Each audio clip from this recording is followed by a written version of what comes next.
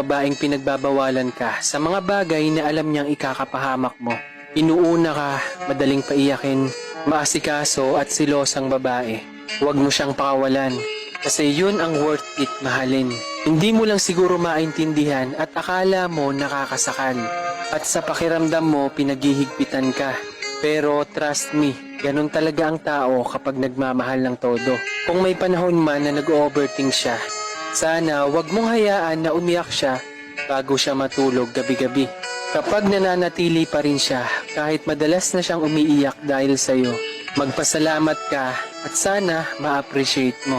Huwag mo sanang hintahin na mapagod yung taong nag-aasikaso at umiintindi sa'yo. Dahil kapag napagod siya, maaaring hindi na siya bumalik dahil sa asta na pinapakita mo sa kanya. Kaya yung paghihigpit na pinapakita niya sa'yo, pagmamahal yun para sa kanya. Kapag nakahanap ka ng babaeng